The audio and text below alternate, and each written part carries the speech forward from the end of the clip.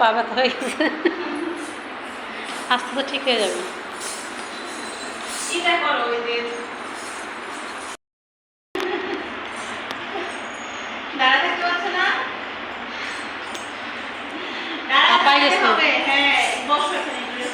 এখানে বসে রেস্ট নাও।